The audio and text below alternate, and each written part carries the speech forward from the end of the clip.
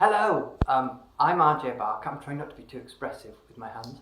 I'm the author of the Wounded Kingdom books, which are Age of Assassins, Blood of Assassins and King of Assassins, and I'm wearing a lovely Wounded Kingdom t-shirt done by the artist Tom Parker. But I'm not here for that. I'm here to talk to you about my new book, The Bone Ships, which clues in the name really. It's about ships that are made out of bone. And I went and I did quite a deep dive research-wise for this book. Every morning for 6 months before I started, I'd throw a glass of salt water over myself. So I really got the feel of it.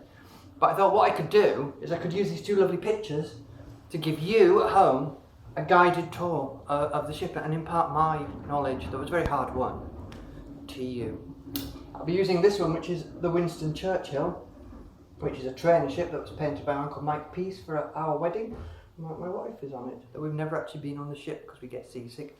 And this is the Bounty from the book Mutiny on the Bounty, which is a much bigger ship of the line, a lot more like maybe I imagine a bone ship, except that would be bonier, obviously. So let's look at some of the important bits of a ship first of all. Now here we've got these bits, which they're called wind flaps, and they're mostly there to look pretty because they wanted their ships to look very attractive.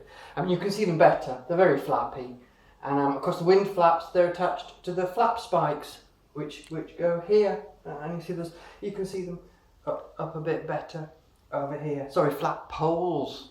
I was getting my own book mixed up with reality. And then at the front, which we can see on Winston Churchill, there's this lovely pointy bit, which as far as I'm aware, is called the pointy bit. That's what I was told.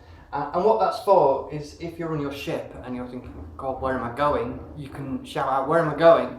And somebody, one of the crew, will point at the pointy bit and go, that way. And then you know the direction your ship's going in. This is a warship, which is, they'd be out there for years at a time, and scurvy was a big problem. Your teeth fall out and you die, and it's not very nice. So what they would do is they use vitamin C, and you would get dosed with vitamin C.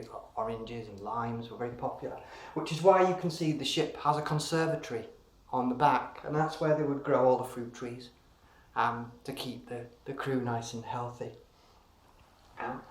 Underneath the ship that we can't see is what's called the water knife. That's a big long thing, and what that would do, that would cut fish in two as the ship was going along, and then the man would just sit on the back and he'd just scoop them out of the sea, and that's mostly what the crew would eat. And then we have, lastly, I'm not going to keep you on forever, we'll just do this really quickly, the ropes that are all over it, because there's not much room on a ship, as you can see.